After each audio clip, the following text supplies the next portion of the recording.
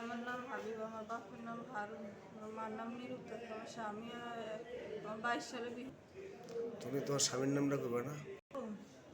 আর কি আগে আছে কিছু আছে কথা আছে? আর নেই আপনার আপনার হ্যাঁ দরকার নেই, আমার স্যালারি আর দরকার নেই, এইটুকুই মা তুমি একটু ছেড়ে দাও ভাবি একটু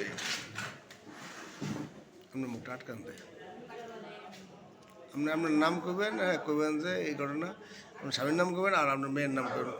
হ্যাঁ এই ওরে মানে বলবেন যে আমার এই মেয়ের বিয়ের পরে জামাইয়ের যৌতুক হিসাবে 3 লাখ টাকা দিছি, হোন্ডা দিছি, আর ঘরের মালামাল সবই দিছি।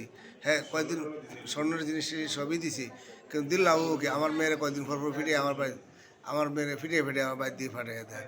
ওই দিন আমার গত 25 তারিখে আমার নিজের ফিরিয়েছে, আমরা হাসপাতাল ভর্তি ছিলাম। আমার স্বামীর নাম হারুন, আমার নাম নিরুতাস হাবিবা, জামাইয়ের নাম হয়েছে মেয়ের নাম হাবিবা। আমার মেয়েরে জামাইরে 2.5 লক্ষ টাকা দিয়ে একটা হুন্ডা দিছে, তারপর 3 লক্ষ টাকা দিয়ে ব্যবসা দিছি ধরাইয়া।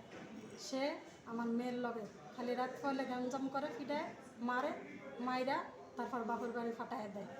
সে টাকা পয়সা লইয়া যায়, টাকা পয়সা লইয়া বাবার বাড়িতে নেই। সে কোনো শান্তি দেয় না। বিয়ার 1 বছর ভালো আছিল, সে বিয়ার ফরতনে কোনো তেল সাবান, কোনো কথাবার্তা, কোনো কিছুই সে বলে না।